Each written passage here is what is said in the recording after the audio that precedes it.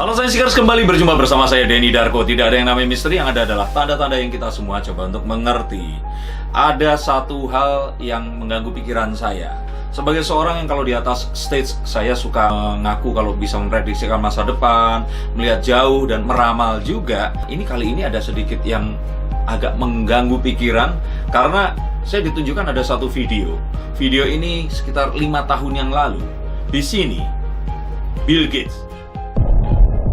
Kalau in case kalian semua nggak tahu Bill Gates itu siapa, Bill Gates ini adalah pemilik Microsoft, satu software house terbesar, dan dia juga adalah orang yang mempopulerkan PC atau home PC dan PC-PC yang lainnya. Singkat cerita, dia ini sekarang menjadi seorang aktivis. Jadi karena dia sudah kaya dan dia sudah nggak peduli lagi untuk menambah kekayaannya dan sebagainya, atau bisa dibilang dia ini mendedikasikan sisa hidupnya untuk menjadi seorang filantropis atau orang yang membantu orang lain dengan kekayaannya tanpa ada timbal balik. Nah, video ini dilakukan acara yang bernama TED atau Technology, Education, and Design.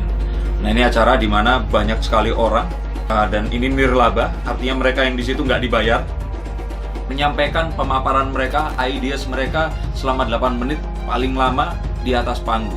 Saya pernah juga memberikan ide saya, tapi untuk TED yang bukan di USA ya, di Bandung waktu itu, TEDx bersama Ridwan Kamil, Om Sujiwo Tejo, dan banyak tokoh-tokoh yang lainnya. Nah, sekarang saya akan bahas tentang satu video 5 tahun yang lalu, dan ini ada di situs TED. Judulnya adalah The Next Outbreak.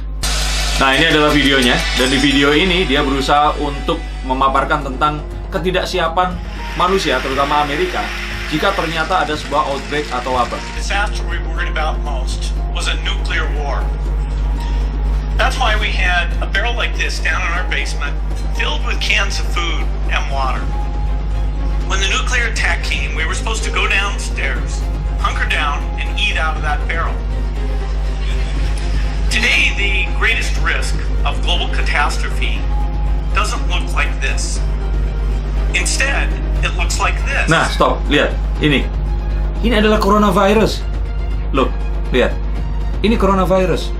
5 tahun yang lalu, pada 2015, can you imagine? Ini 5 tahun yang lalu, Bill Gates sudah melakukan presentasi yang bersifat internasional, dan dia mengemukakan tentang bahaya coronavirus. Dia tadi sampaikan bahwa di masa depan nanti, katastrofik atau satu hal yang akan merusak, itu sifatnya nggak kayak bom atom kayak dulu lagi, tapi seperti ini.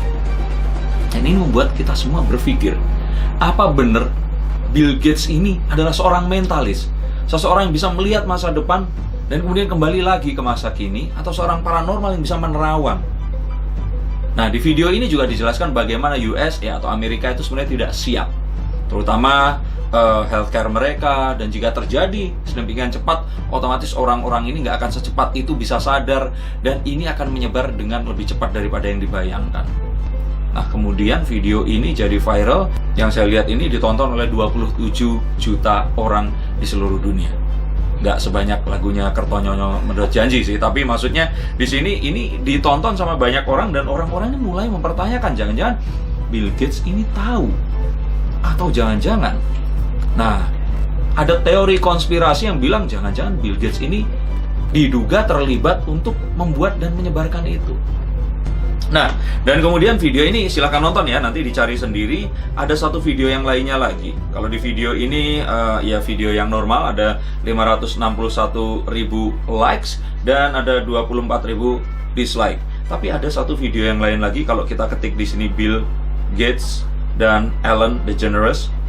Ellen DeGeneres ini adalah seorang pembawa talk show seperti Mas Tukul Arwana, Master Deddy Corbuzier, dan Mbak Najwa Shihab. Nah, di sini yang nonton nggak kalah, ada 21 juta orang. Nah, ini videonya Bill Gates dan Ellen DeGeneres dilakukan waktu pandemik, jadi terpisah melakukannya.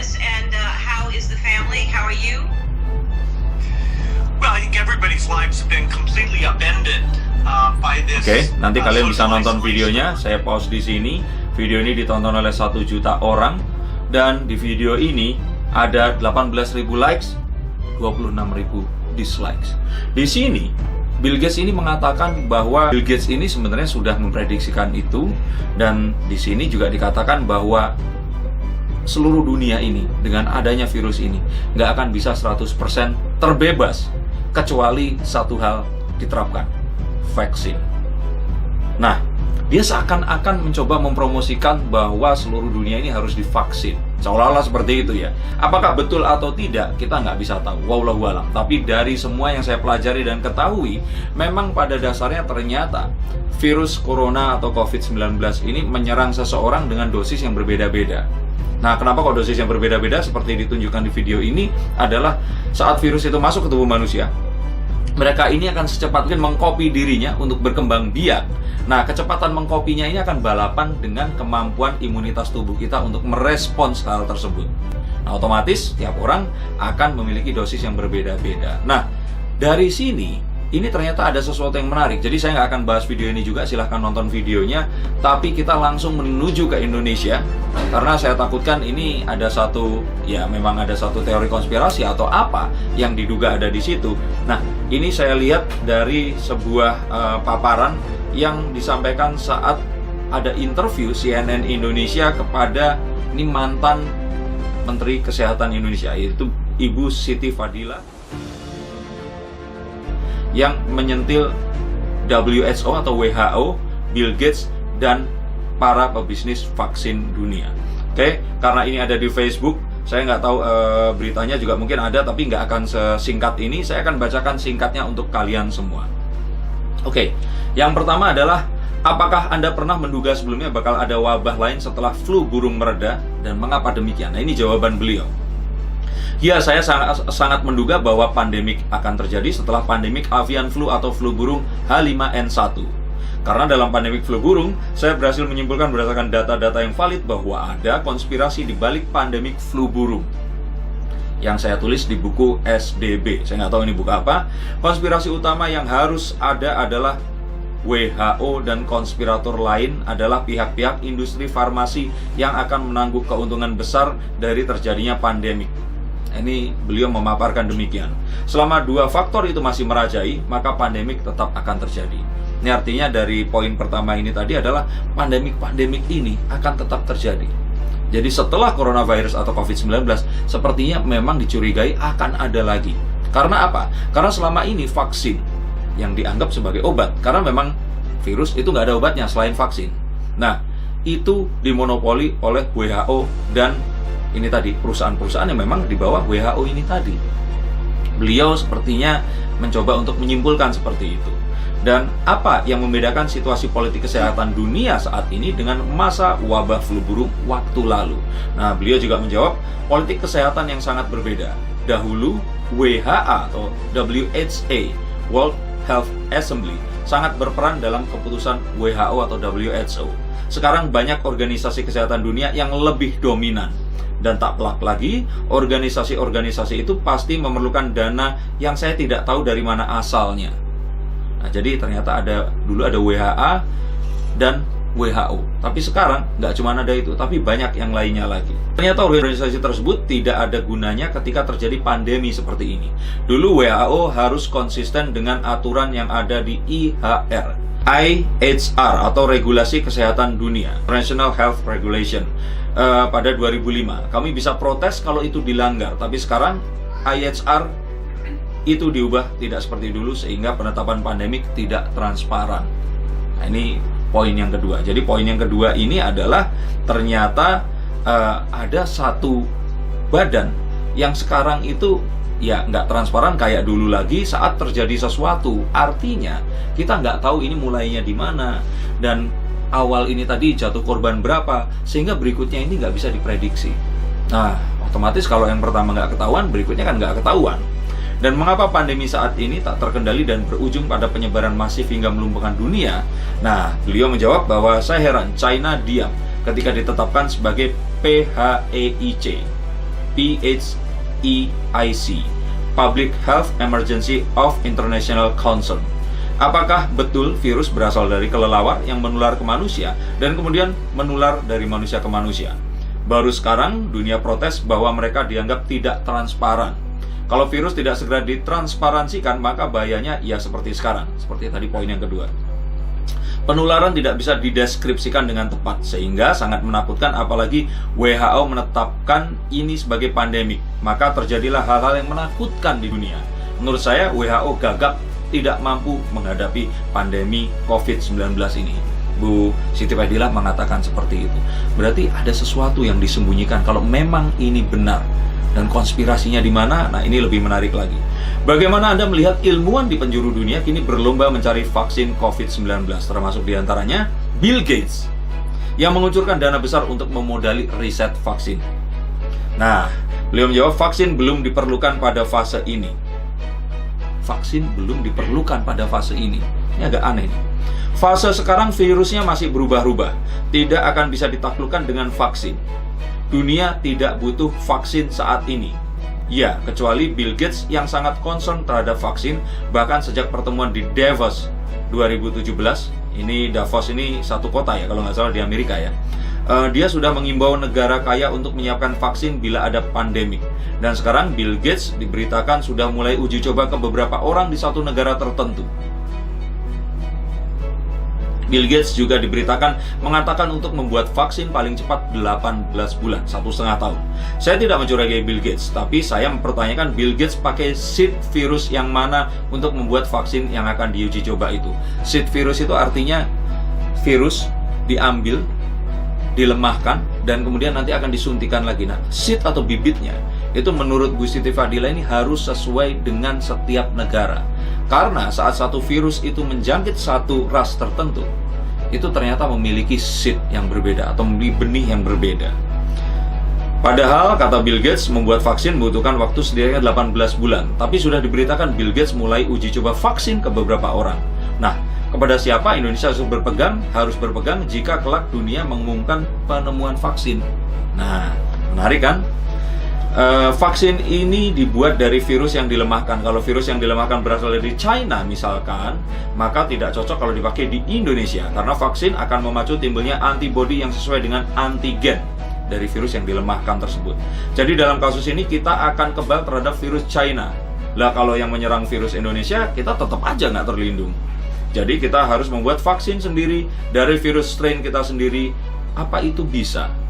Nah, beliau tegaskan pasti bisa, asal ada goodwill atau kemauan baik dari pemerintah. BPPT sudah mulai membuktikan bahwa kita bisa dan harus disupport penuh. Tidak perlu vaksin dari luar walaupun diberi gratis. Ini pesan yang harus digarisbawahi dari Bu Siti Fadila. Mengapa vaksinasi selalu diorientasikan sebagai ladang bisnis? Ya pasti, kalau sudah pandemi pasti WHO mengharuskan semua negara membeli vaksin. Barang yang harus dibeli dengan alasan keselamatan nyawa pasti akan menjadi komoditi dagang nomor 1. Vaksin bikinan sendiri dengan seed virus varian Indonesia jauh lebih tepat, apalagi bisa dibikin secara halal. Mafia-mafia internasional memaksa kita membeli vaksin yang dari mana? Seed virusnya kita tidak tahu dengan dasar anjuran WHO. Dan kalau kita tidak punya uang, World Bank siap memberi utang, tidak peduli utang kita semakin bertambah. Ini ada benarnya juga, dan sepertinya konspirasinya mengarah ke sana. Bagaimana Anda melihat peran WHO di balik penanganan pandemi COVID-19 atau COVID-19? Sudah saya katakan, WHO gagap, tidak mengerti esensinya pandemik, dan banyak hal yang dilakukan menjadi blunder. Mestinya Indonesia memimpin negara-negara lain untuk menuntut pimpinan WHO mundur karena tidak mampu menyelamatkan umat manusia di dunia dari pandemi COVID. Ini beliau ini memang agak vokal, karena konon katanya dulu itu karena kekeras kepalaannya ini, beliau itu sampai harus dicopot dan memang diperkarakan.